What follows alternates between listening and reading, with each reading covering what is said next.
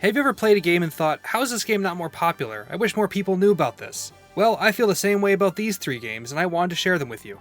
First and foremost, I want to show off the greatest Pokemon game ever made, Pokemon Mystery Dungeon Explorers of Sky. Actually, Scott, Gen 3 was the best, and Gen 5 revolutionized the Shut up! I'm the god of this video, and I decree that Mystery Dungeon has something that no other Pokemon game has. Charm! So shut your trap and let me convince you why this game is a masterpiece. Before I destroy you with facts and logic, let me start by explaining what this game is. At its core, Pokemon Mystery Dungeon is a narrative-driven roguelike. The main premise is that you play as a Pokemon with the ability to speak, and while slowly progressing the game's story, you jump into mystery dungeons, which are procedurally generated mazes with a staircase that leads you to the next floor. While exploring the dungeon, you fight against Pokemon in miniature turn-based combat. While fighting through floors of each dungeon, you can find items on the floor that aid you on your adventures. As the genre of roguelike suggests, if you're knocked out while in a dungeon, you retreat and lose your money and most of your items. So before diving into each dungeon, you must carefully plan your inventory to bring just enough items to get you through, while leaving enough space to loot the dungeon. My fiancé doesn't like Pokemon, and to be honest, I don't blame her. Mainline Pokemon games can be really repetitive, especially in battles. To a regular player, it could boil down to using a damaging move, waiting 20 seconds for your opponent to act, and then doing it again until they faint. Not to mention how daunting the type matchups can be. Like, sure, fire beats grass, that makes sense, but how is the casual player going to understand why fighting beats dark and why electricity has no effect on ground, but can still damage rock types? Mystery Dungeon grossly simplifies battling and type matchups. Battles are faster and your typing is a much smaller factor. Here's footage of my Eevee using Tackle against a ghost Pokemon. That would not fly in a mainline game. I played the entire game using Force Palm and Poison Jab on literally every Pokemon I came across. If it was a bad matchup, I 2-shot them instead of 1-shotting them, which isn't a big deal. Instead of knowing type matchups, positioning and item usage is way more important. For these reasons, Mystery Dungeon is the perfect game for someone who doesn't like Pokemon. Because, well, it's not really Pokemon. It's an incredible story with simple roguelike elements under the guise of Pokemon. I'm definitely biased here because I think 3D animations are horrendously ugly. Like, look at this image from the Mystery Dungeon that's right after Explorers of Sky. I just hate how this looks. The fantastic pixel art and these small expressive character portraits is the bread and butter for me. Like, if this somehow doesn't fit your style, there are also incredible cutscenes with sweeping landscapes that are both simplistic and captivating. So, hot take, only the first 2 Mystery Dungeon games, Red and Blue Rescue Team and Explorers of Sky, are good because they have this simplistic and awesome aesthetic. Everything else is just ugly in my opinion.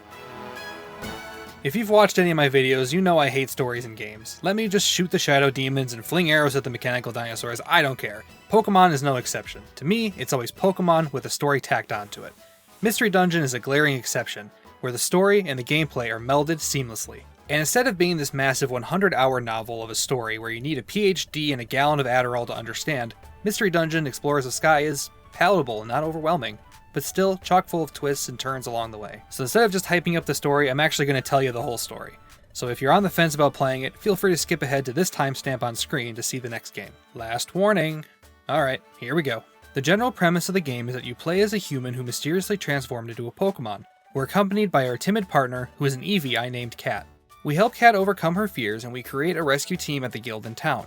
During our time at the guild, we learn that our character has a strange ability that lets them see into the past or future.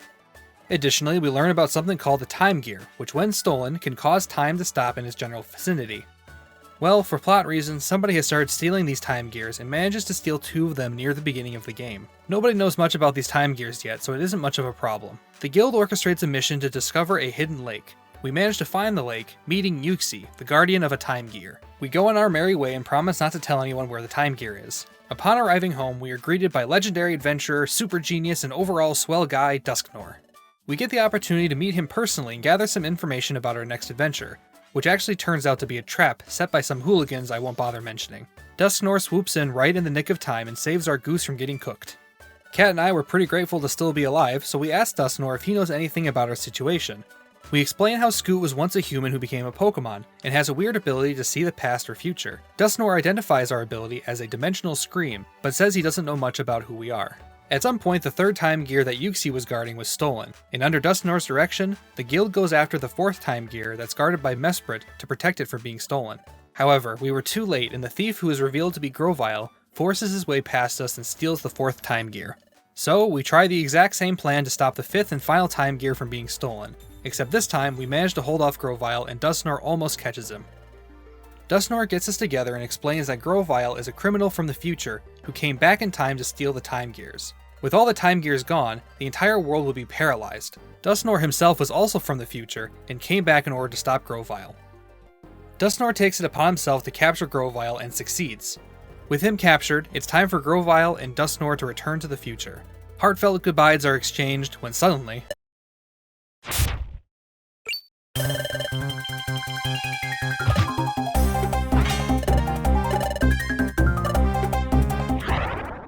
We arrive at the future and can't help but notice it looks like the world is paralyzed even though Dustnor thwarted Grovile. Our party awakes tied to a pillar next to Grovile.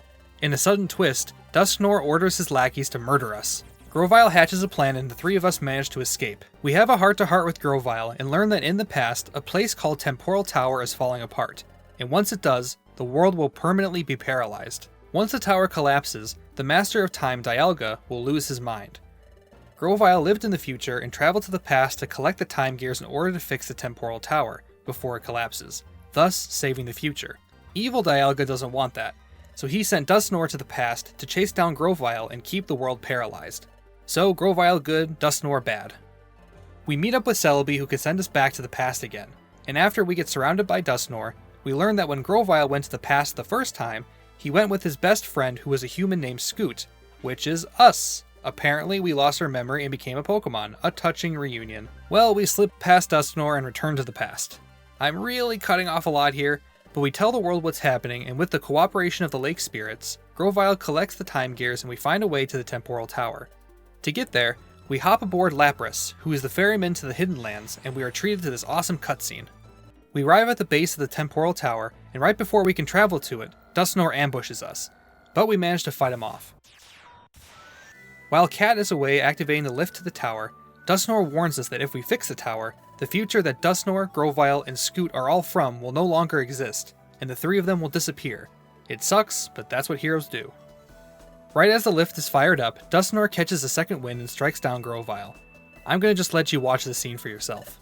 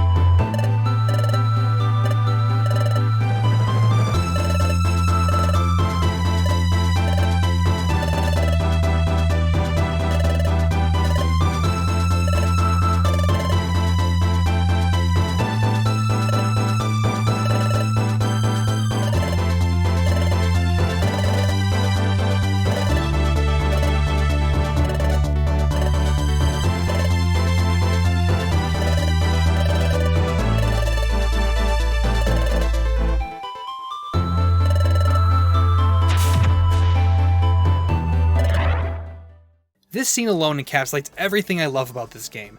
The music, the tension, the emotion, it's all perfect. My stupid summary here does no justice to the weight of Grovile's sacrifice.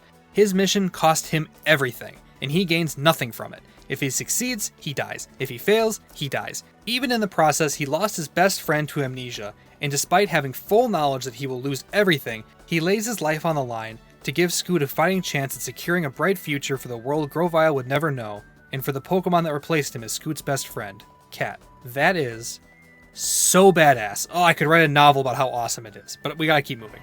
We climb to the top of the tower, defeat Dialga, and save the tower on the brink of collapse. The day is saved, hip hip hooray, but wait, there's more emotional pandering we have to do. With the course of history altered, our character begins to disappear, but not before having a heart-wrenching farewell to our beloved partner, encouraging them to live a long and fulfilling life in the future we saved together.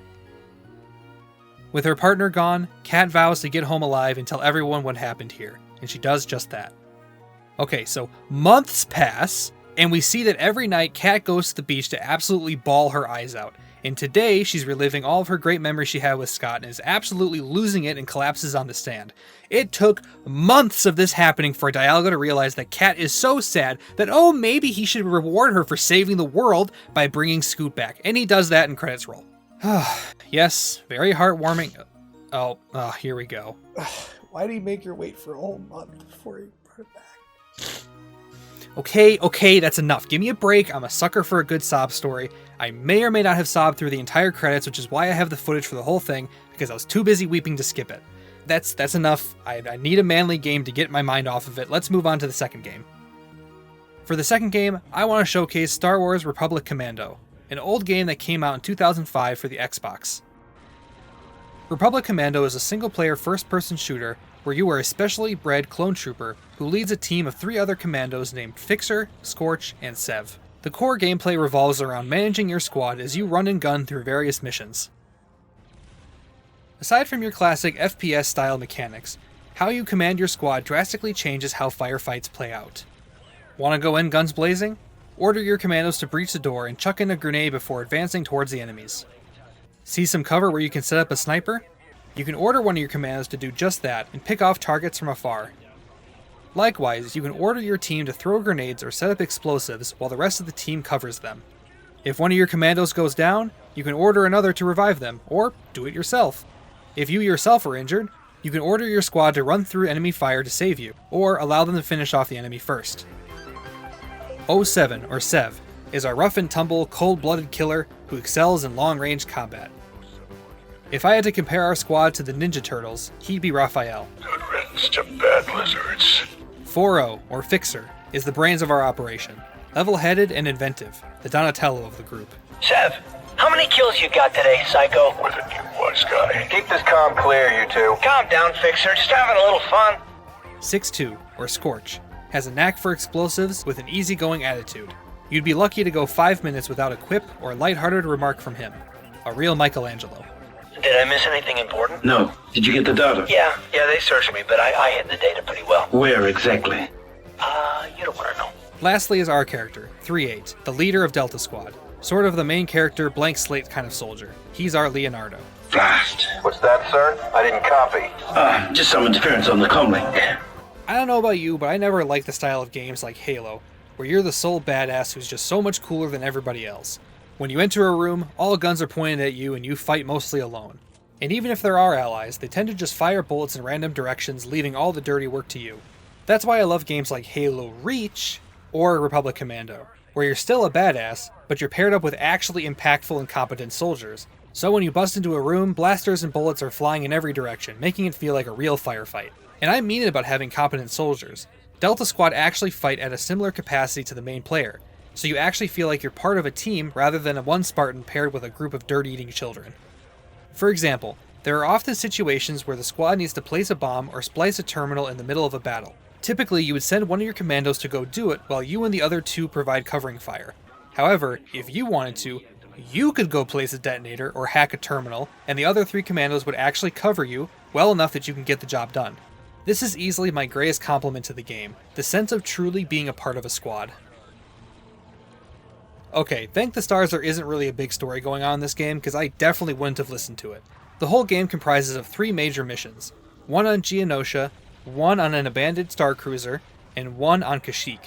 Each mission has a story that's really as simple as your mission is to go kill this bug. However, the largest piece of lore that's worth noting is a massive cliffhanger that they left at the end. So if you don't want to hear it, feel free to skip ahead to this timestamp. Alright, so in the final mission, there's a large separatist ship invading Kashyyyk. As you push through the invasion force, you drop off one member of your squad at each large anti-air turret. At the very end, 38 is the last commando to fight his way to the turret and hop on. After successfully taking down the ship, the commandos prepare to regroup when Sev comes over the comms saying that he's been overrun by some squad of enemies. Boss, I've got a problem here. Despite insisting we have to go save Sev, we're given direct orders from Master Yoda himself to evacuate immediately. So, Delta Squad lifts off Kashyyyk without knowing what happened to Sev. There was supposed to be a follow-up game, but it never was made. Fan theorists speculate that Sev survived and became one of the founding members of the Rebels in future Star Wars lore, but none of that is really confirmed or canon, so don't hold me to it. So yeah, Republic Commando isn't getting as much screen time as Explorers of Sky or the next game I'm going to show off, but it's still an incredible and fun game that I recommend picking up if you ever have a few spare dollars to spend. That being said, let's jump into the next game. Does anybody remember Undertale? The quirky characters, the incredible music, and most of all, the fourth wall breaking and incredible story it told? Well, this is a video about games that you may not have heard of, so if you liked Undertale, I know for a fact you would love this game too. I'd like to showcase One Shot, and don't worry, there won't be any spoilers until the plot section. One Shot is a story-focused role-playing game where you, the player, assume the role of God and guides the main character Nico on a quest to bring life back to a dying world. The game leans heavily into exploring the dynamic between the player in the real world and Nico in the game, even going as far as using the player's computer itself as a platform for advancing the plot. At this point, you know my position about pixel graphics and the style of using character portraits next to the dialogue. So yeah, I won't waste any of your time explaining why I like the art style. It's great, I love it. Okay, so I'm sorry for comparing this to Undertale again, but I remember back when Undertale first came out, I was watching the Game Grumps play it, and Ross explained that Undertale was the kind of game where if you were interested in playing the game, you should really play it for yourself before watching a video about it. When I saw that video, I took their advice to heart and played Undertale completely blind, so I really appreciated the warning before I saw any spoilers. This is the same deal for One Shot. This is your warning. If what I've showed you looked even a little bit interesting, go play it for yourself and come back afterwards. Okay, this is your last warning. Alright, here we go. Story time.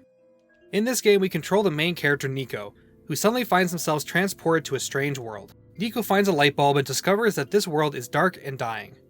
We learn that Nico is the messiah of this world and is destined to take the sun, which is that light bulb, to the top of this massive tower and replace the old sun that recently burned out. We also learn that us, the player, is the god of this world and can talk to Nico directly. So our mission is pretty simple: get to the tower and replace the sun, then hopefully Nico will be sent home to their family. Along the way we meet Silver, a robot who's been tamed, which means that they're more sentient than most other robots in the game. After advancing past the first area, we meet Alula and Calamus, a pair of siblings who help us get to the city where the tower is. Before we move on, I want to discuss a lot of the fourth wall breaking elements of this game revolve around this computer called the Entity, who Nico occasionally finds. A mysterious voice seems to speak directly to the player and helps us along by using my actual computer as locations for various puzzles. For example, the Entity tells me to look into my Documents folder, where there's a code to a safe. Then later, the Entity changes the background of my PC to match the solution for this puzzle. We're going to learn more about the Entity later, but I wanted to just name drop them before we moved on. Before entering the tower, Nico asks us if we can stop by the diner to get some pancakes. And Nico misses her mom, and yes, I cried during this part, but moving on, we're at the tower, and as we enter, there's a large X on the floor, and oh boy, I wonder what that could mean. After reopening the game, another voice starts talking to us through notebook pages. This other voice, called the Author, warns us that the Entity is suicidal and wants to trick Nico into smashing the sun, which would end the world instantly. But the Author explains that it isn't as cut and dry, because the sun is the one thing tying Nico to this world, and as long as the sun remains intact, Nico is trapped here. So, while shattering the sun may end this world, it will send Nico home. The Entity shows up and corroborates that story, but reminds us that our mission is to protect Nico, and if we return the sun, Nico bears the weight of that sacrifice. As we take the elevator up to the top of the tower, we break the news to Nico and, well, neither of us know what to do, so Nico leaves the choice to us. Well, what would you do?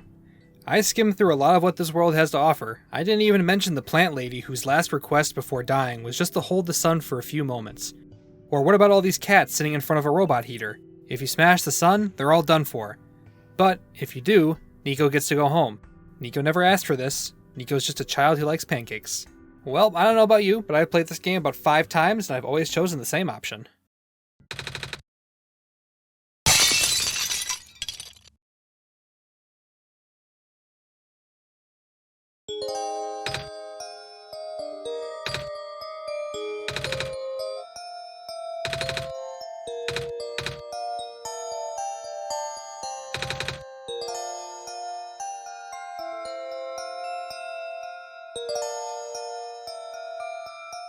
Well, satisfied?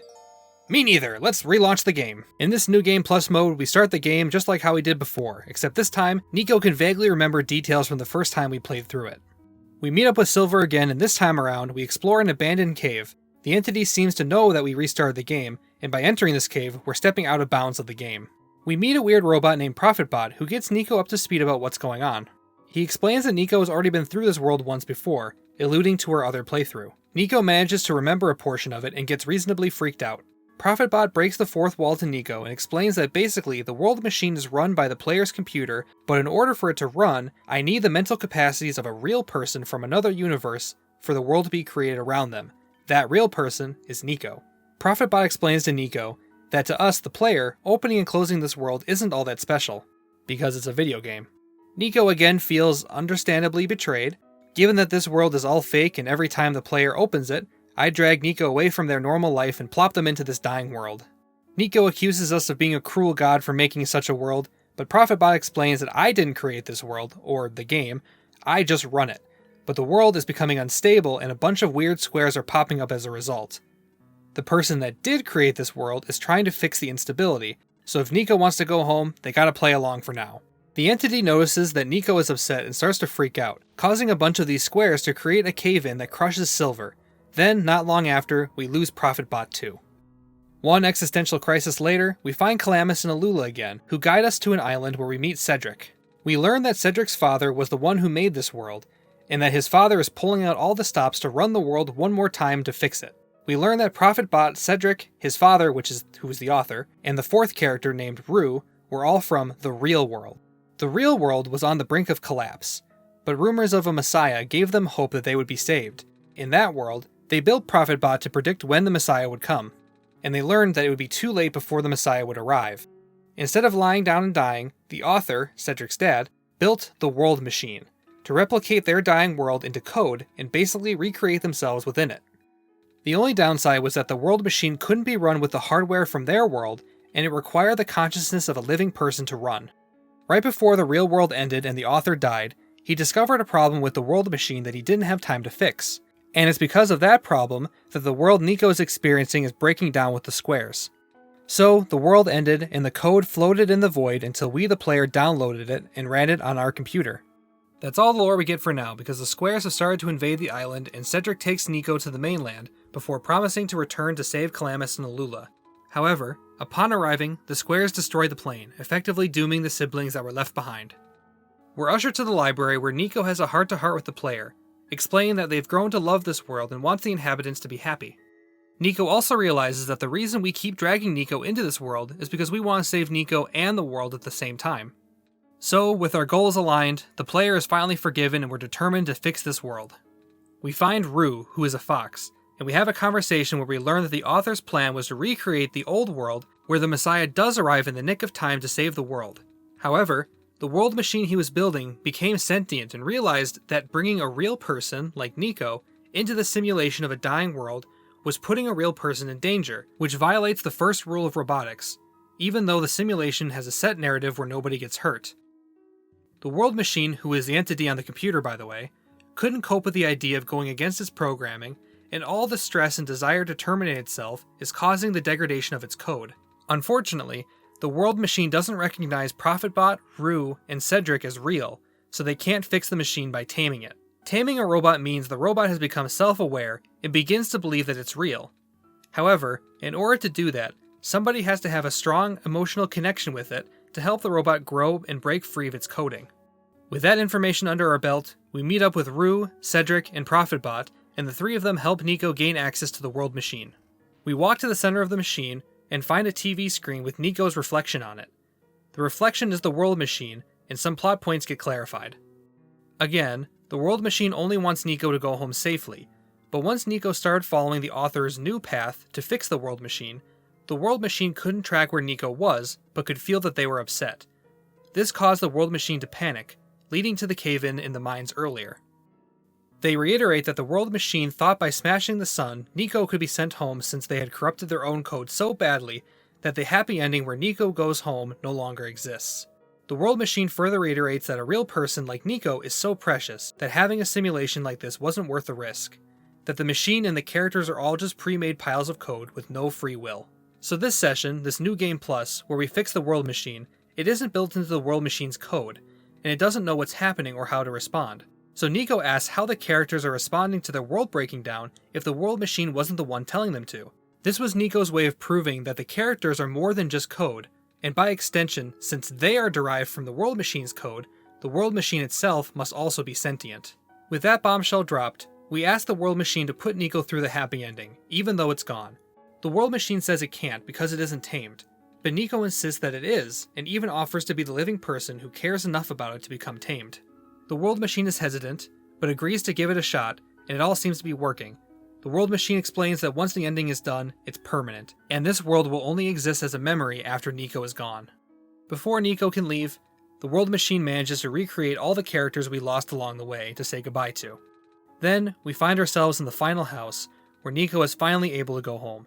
This time, with heartfelt goodbyes, Nico leaves for the final time.